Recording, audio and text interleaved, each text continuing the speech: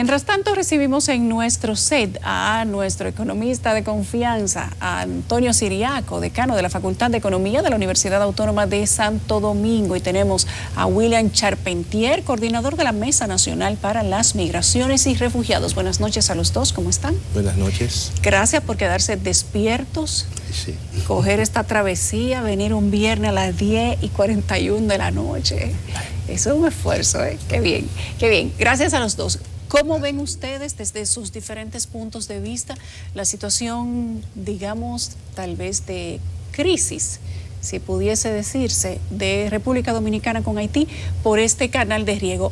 ¿Era necesario llegar hasta este punto? El de los dos que quiere hablar primero.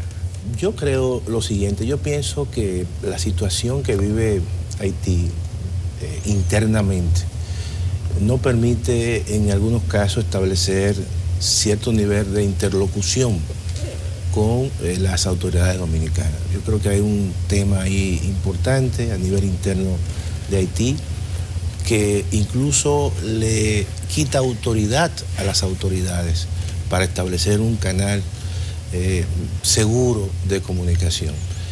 Y eso es muy importante precisamente en este tipo de relaciones que hay entre ambos países. Dos economías distintas con asimetrías importantes.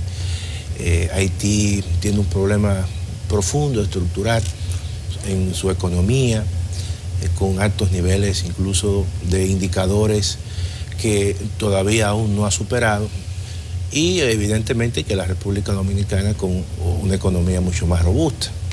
Entonces esa asimetría generalmente provoca este tipo de situaciones que se dan, influjo incluso migratorio. Y es muy común.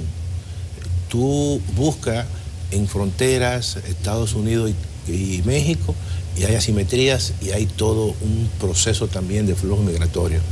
Tú vas a Europa y el caso, por ejemplo, de España y Marruecos, también hay un flujo. Igualmente ocurre en Costa Rica y Nicaragua. Es decir, que hay un problema ahí, que esas asimetrías generan conflictos.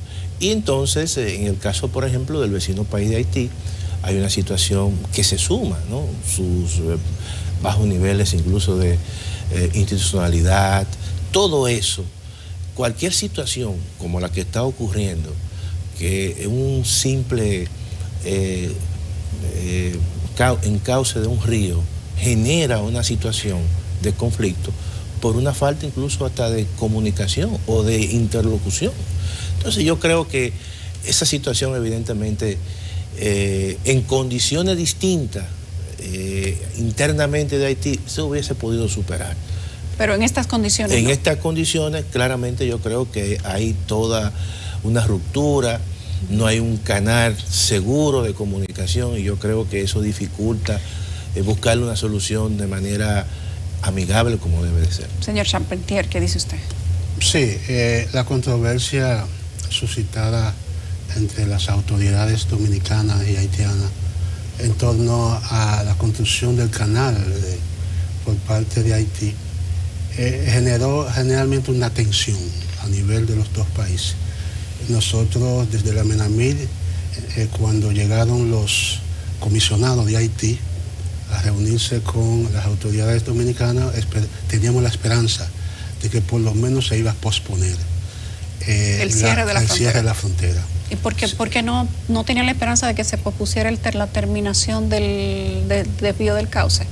No, porque el problema es que la población que está alrededor de la construcción del canal son campesinos, personas que hay personas detrás, políticos y empresarios que están defendiendo sus intereses, pero están detrás de esas movilizaciones. Entonces nosotros entendemos que la República Dominicana tiene todo el derecho de tomar medidas que sean tendentes a garantizar el respeto de la soberanía.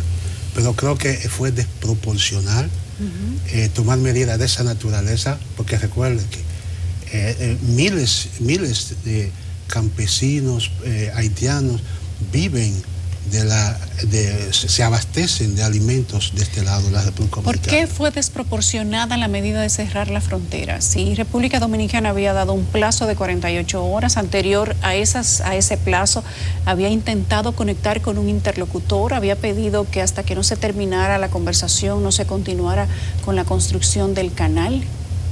Mira, hay un acuerdo del año 1929, revisado en 1936. Ese acuerdo establece que las dos partes tienen derecho al cesar, pero tienen que hacerlo en consulta. Entonces, si hubo una falta de consulta y bueno, ya llega una comisión al país para conversar y tratar de abordar el tema, lo más lógico es esperar y posponer la decisión. Pero ¿qué pasa?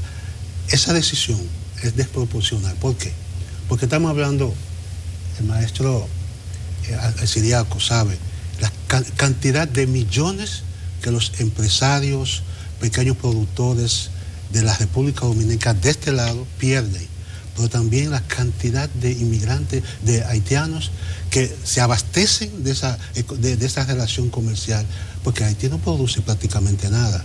Entonces estamos hablando de un país que tiene de por sí una situación de hambruna, de crisis humanitaria, de crisis alimentaria, perdón, y sumado a esa situación.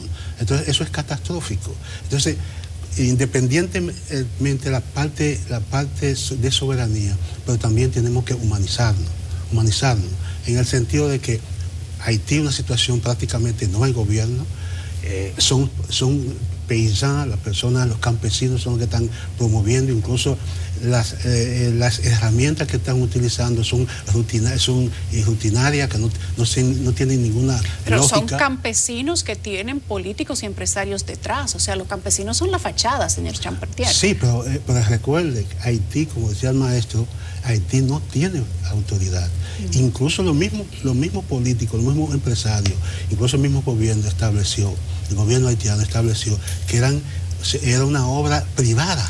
Pero con el tiempo nosotros nos estamos dando cuenta que no es tan privada porque esa obra empezó desde el año 1900, Pero 2021. entonces, ¿podía República Dominicana quedarse tranquila y posponer esa decisión a pesar de que no había con quién negociar y de que las personas que están detrás de la construcción del canal continúan a toda máquina, se converse o no se converse, se amenace o no se amenace, se dé un plazo o no se dé?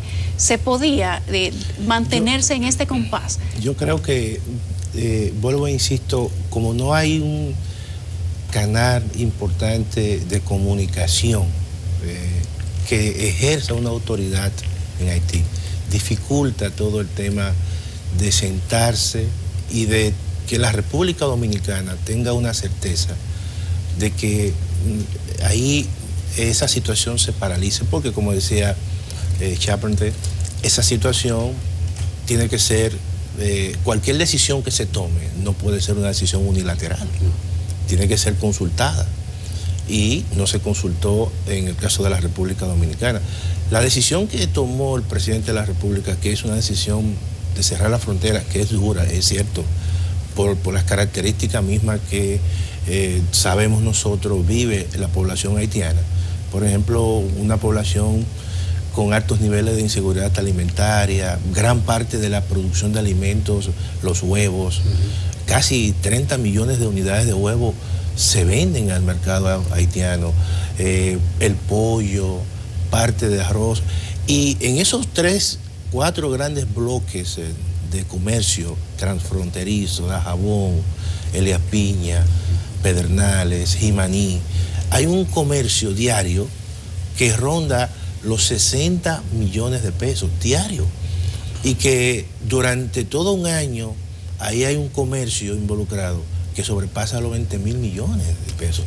Entonces, pero en eso no piensan los piensan. Los ciudadanos que están construyendo el canal o los claro. que están detrás, porque entonces, también se utilizan a los campesinos como una carne de cañón. Y yo lo que creo que obviamente el gobierno dominicano quizás al no recibir respuesta tomó esa decisión. Es una decisión dura, que evidentemente es dura, afecta mucho más obviamente a la población haitiana, porque si esto se prolonga, yo pienso que eso puede generar incluso incrementar una situación de hambruna. Si habláramos de plazos, de tiempo para iniciar este periodo que ustedes catalogan como una hambruna. ¿De cuánto tiempo estaríamos hablando, señor Charpentier, Ciriaco? ¿Un mes? ¿Aguanta la frontera un mes cerrada? Yo pienso que días, si eso se una prolonga semana, un mes... ¿En cuántos días estamos hablando de una hambruna? No, yo pienso que si eso se prolonga un mes y hay una crisis fuerte, obviamente, de una magnitud mayor, porque es que no hay producción en Haití.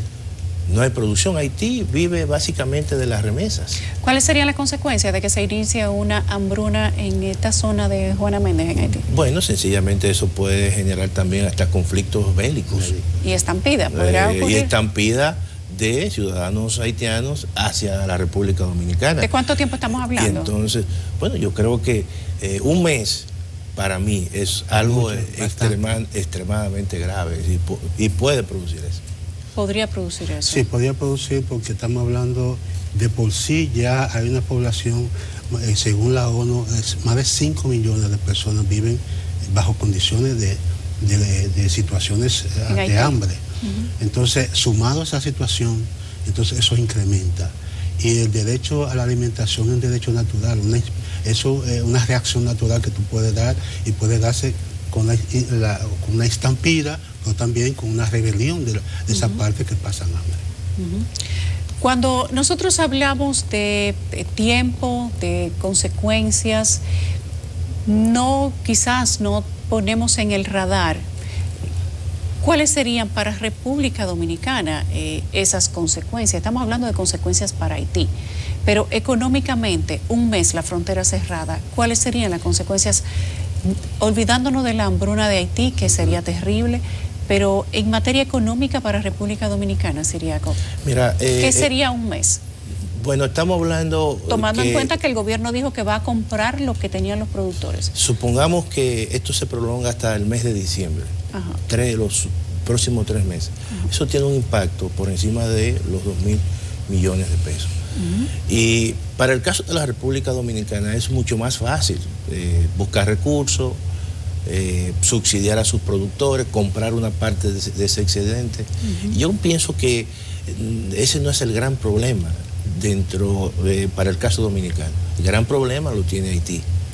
Y evidentemente que esa situación... Y fíjate lo siguiente, gran parte del flujo migratorio de mano de obra, que básicamente de origen haitiano, que trabaja en la República Dominicana, se concentra en, el sector agropecuario, en el caso de la recolección de café, el caso de la siembra de arroz, pero también es en el sector construcción y obviamente también en un sector ya de servicio como el caso del turismo. Pero una parte ya de esa población trabajadora reside en la República Dominicana o reside de manera regularizada o está de forma ilegal, pero ya está aquí. Entonces, gran parte de ese impacto lo tendría en este caso Haití, porque la República Dominicana tiene un mayor margen de holgura, es una economía mucho más madura, con más recursos, con los indicadores de pobreza mucho más bajos, no hay ese problema de inseguridad alimentaria, pero en el caso de Haití, claramente esto yo pienso que no aguanta un mes. Señor Charpentier, los empresarios políticos, agricultores, que son 9, que han sido vetados de su entrada a la República Dominicana por el presidente, hay varios políticos, están varios dueños de los terrenos que serían aprovechados con el desvío del canal. ¿Serían identificados, podrían los ciudadanos haitianos identificarlos como responsables del cierre de la frontera o no vislumbra usted en su conocimiento de la comunidad que esto pudiera pasar? No creo, porque la narrativa que han hecho para motivar, para arenguear a las masas, a los campesinos, es el sentimiento nacionalista. Entonces los campesinos lo ven como sus líderes. Entonces, no necesariamente lo ven como, porque ellos hacen toda una narrativa.